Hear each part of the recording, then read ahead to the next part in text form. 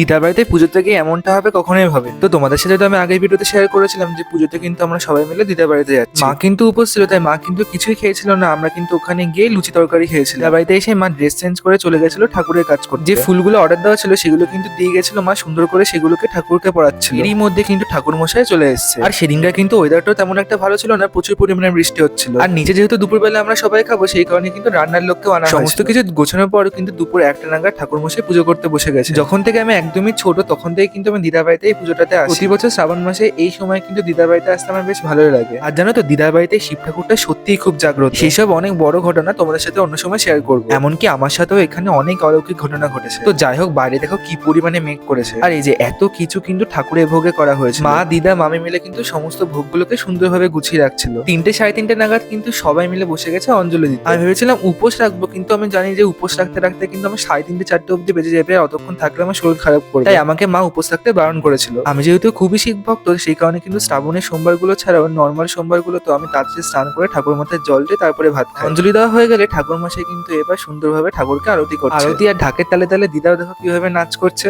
এখনো কিন্তু পুজো শেষ হতে অনেকটাই বাকি, কারণ এরপরে কিন্তু হবে হোমযজ্ঞ। বাইরে কিন্তু অনেক লোকই বসেছিল, অনেক লোকে কিন্তু বসে বসে পুজো দেখছিল। ওরা যে দশকর্মা দোকান থেকে ছোবাটা কিনেছে, সেই ছোবাটা কিন্তু একদমই ভালো না, ভিজে ভিজে গেছিল। সেই কারণে কিন্তু তেমন বেশি একটা জ্বলেছিল না। কি সুন্দর দেখো, উনি ধুনো জ্বালিয়ে ঠাকুরকে আরতি করছে। এই আরতিটা আরো দেখতে ভালো লাগতো যদি ধুনোটা ভালো করে জ্বলতো। হোমযজ্ঞের সমস্ত প্রস্তুতি কিন্তু ঠাকুর মশাই শুরু করে দিয়েছে। এই সময়টা ঠাকুরের মুখটা দেখতে যে এত সুন্দর লাগছিল। আর এই যে এতগুলো মিষ্টি প্যাকেট কিন্তু প্রত্যেককে একটা করে দেওয়া হবে, সেই কারণে কিন্তু মামার সাথে আমি নিয়ে আসতে গেছি। আর নিচে হয়েছিল ফ্রাইড রাইস, আলুর দম, পনির, আর তার সাথে কিন্তু ছিল মিষ্টি আর পায়েস। মামা কিন্তু সেগুলোকে বসে বসে প্যাকিং করে সবাইকে দিচ্ছে। ফাইনালি সন্ধ্যে 6:30 7টা নাগাদ কিন্তু পুজো হয়ে গেছে। আর এখন দেখো মা সবাইকে প্রসাদ। বাইরে কিন্তু এখনো অনেকেই বসে আছে, প্রত্যেকে কিন্তু প্রসাদ দেওয়া হবে। তো যাই হোক, আজকে ভিডিওটা তোমাদের কেমন লাগলো অবশ্যই কমেন্টে জানিও।